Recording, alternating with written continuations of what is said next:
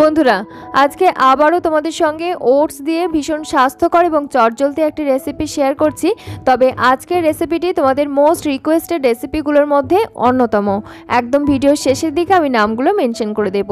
তো এখানে আমি নিয়েছি একটি ডিম, কুসুম সহ পুরো ডিমটাই নিলাম, আর তার সঙ্গে স্বাদ অনুযায়ী লবণ, খানিকটা কুচানো রসুন, স্বাদ অনুযায়ী কাঁচা লঙ্কা, খানিকটা কুচানো ক্যাপসিকাম এবং খানিকটা পেঁয়াজ কুচি একসঙ্গে খুব ভালো করে মিশিয়ে নিচ্ছি। এই কাজটা প্রথম দিকেই করে রাখছি, তবে তোমরা এটা একটু পরের দিকেও করতে পারো। এখানে আমি একটি ডিম নিয়েছি, কারণ আমি রেসিপিটি বানাচ্ছি 2 জন প্রাপ্তবয়স্ক মানুষের জন্য, আর তোমরা সেই অনুযায়ী ডিমের পরিমাণটা কিন্তু কম বেশি করতে পারো। এখানে আমি 1 কাপ পরিমাণ ওটস নিয়েছি, আর ওটসটাকে ফার্স্টে একটু ড্রাই রোস্ট করে নিচ্ছি। ওটস সবসময়তেই কিন্তু হয় ড্রাই রোস্ট করে নিতে হবে অথবা ভিজিয়ে নিতে হবে। এই দুটো কাজ করে নিতে পারলে ওটস হচ্ছে হজমের পক্ষে সুবিধাজনক হয় এবং তার পুষ্টিগুণটা অনেকটাই আমাদের শরীর অ্যাবজর্ব করতে সুবিধা হয়। তো এই দুটোর মধ্যে যে কোনো একটা কাজ যে রেসিপির ক্ষেত্রে যেটা অ্যাপ্রোপ্রিয়েট হচ্ছে সেটা করে নিতে হবে। তো তারপরে দেখো আমি ওটসটাকে ঢেলে একটা পাত্রের মধ্যে নিয়ে নিলাম, আর তারপরে আমি কড়াইতে নিয়ে নিয়েছি সামান্য সরষের তেল, আর এই তেলের মধ্যে ডিমটাকে জাস্ট একটু ভুর্জি বানিয়ে নিচ্ছি, একটু নরম নরম করে সফট ভুর্জি বানিয়ে নিচ্ছি। আর সেই ফাঁকে আমি এখানে কিছু সবজি কেটে নিচ্ছি, যার মধ্যে রয়েছে গাজর, একটি মাঝারি সাইজের গাজর নিয়েছি, আর একটি মিষ্টি আলু বা সুইট পটেটো নিয়েছি। তোমরা এখানে সুইট পটেটো হাতের কাছে থাকলে অতি অবশ্যই ব্যবহার করবে, তবে আমি বলবো নর্মাল আলু ব্যবহার না করাটাই বেটার। তো আমি এগুলোকে একটু কিউব কিউব করে কেটে নিলাম, আর এদিকে দেখো এগ ভুর্জি মোটামুটি হয়ে গেছে, আমি এটাকে নামিয়ে নিচ্ছি। এর থেকে বেশি কড়া করে বা একটু ব্রাউন করে ভাজার কোনো প্রয়োজন নেই, জাস্ট এরকম সফট করেই ভেজে নেবে।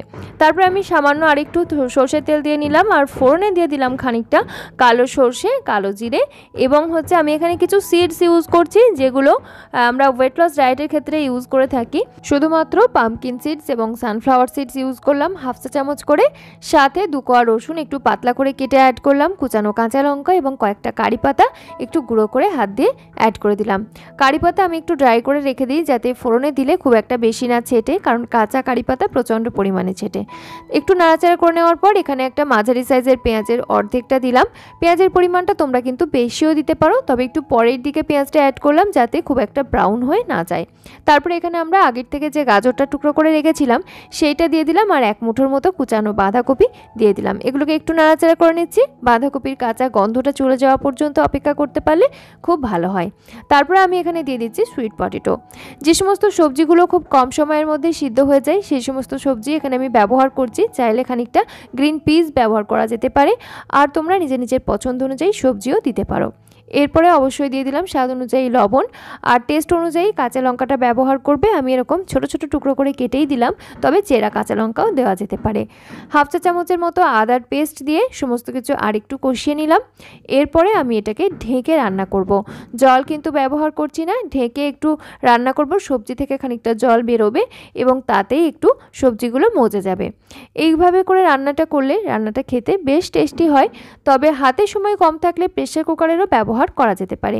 তারপরে আমরা যে ওটসগুলোকে প্রথম দিকে ড্রাই রোস্ট করে তুলে রেখেছিলাম সেইটা দিয়ে দিলাম, আর 1 মুঠোর মতো কুচানো ক্যাপসিকাম, কয়েকটা আমি এখানে কিশমিশ ধুয়ে অ্যাড করেছি। কিশমিশটা ব্যবহার করার জন্য খেতে কিন্তু ভীষণ ভালো লাগে। তোমরা এরকমভাবে কিশমিশটা রান্না করে দেখতে পারো, মানে রান্নাতে ব্যবহার করে দেখতে পারো। তারপরে একসাথে করে একটু মিশিয়ে নেওয়ার পর আমি এখানে দিয়ে দিচ্ছি জল, কুসুম গরম জল দিয়ে দিচ্ছি 1/2 লিটার পরিমাণ, আর তারপরে জল দেওয়ার পরে যথারীতি নাড়াচাড়া করে নিতে হবে।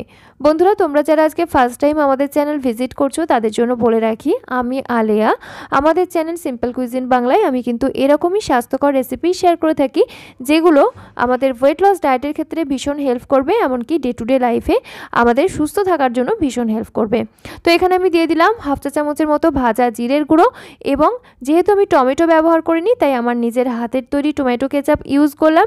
যেহেতু হোমমেড টমেটো কেচাপ তাই আমি ইউজ করলাম, তবে অবশ্যই কেনা টমেটো কেচাপ এখানে ব্যবহার করার কোনো প্রয়োজন নেই। তারপরে সমস্ত কিছু একসাথে মিশিয়ে নেওয়ার পর যখন এরকম ফুটতে শুরু করছে সেই পর্যায়ে আমরা আঁচটাকে একদম কমিয়ে দিয়ে ঢাকনা বন্ধ করে মিনিট 3-4 মতো সিদ্ধ করে নেব। যদি এখানে তোমরা রোল ওটস নাও সেক্ষেত্রে টাইমটা হয়তো 5-6 মিনিট লাগতে পারে। আচ্ছা, স্বাস্থ্যকর উপায়ে টমেটো কেচাপ তৈরির রেসিপি তোমরা যারা দেখোনি, আমি উপরে আই বাটনে লিঙ্কটা পিন করে দিচ্ছি, আর চাইলে চাইলে নিচে ডেসক্রিপশন বক্সটাও চেক করে দেখে নিতে পারো। ভীষণ স্বাস্থ্যকর পদ্ধতিতে ওইভাবে যদি টমেটো কেচাপ তৈরি করে রেখে দাও ফ্রিজে, 6 থেকে 7 মাস পর্যন্ত ভালো থাকবে এবং যে কোনো সময় তোমরা কিন্তু যে কোনো স্ন্যাক্সের সঙ্গে বা এইভাবে রেসিপিতে ব্যবহার করে খেতে পারবে। খেতে দুর্দান্ত লাগবে এবং শরীরের পক্ষে কোনো রকম ক্ষতিকারক হবে না। আমাদের আজকের এই রেসিপিটি অনেকেই কমেন্টের মাধ্যমে রিকোয়েস্ট করেছিলেন, তাদের মধ্যে একজনের নাম আমি উল্লেখ করলাম, পাপড়িচরণ দেবী। থ্যাংক ইউ দিদি এত সুন্দর একটা রেসিপি রিকোয়েস্ট করার জন্য। তৈরি হয়ে গেল দারুণ সুস্বাদু মশলা ওটস এবং আমরা আগের থেকে প্রথমেই যে এগ ভুর্জিটা তৈরি করে রেখেছিলাম সেটা উপর থেকে ছড়িয়ে দিলাম। এইরকমভাবে উপর থেকে এগ ভুর্জি ছড়িয়ে মশলা ওটস খেতে দুর্দান্ত লাগে। যদি তোমরা নিরামিষভাবে বানাতে চাও সেক্ষেত্রে পেঁয়াজ রসুন এবং ডিমটা বাদ দিলেই চলবে।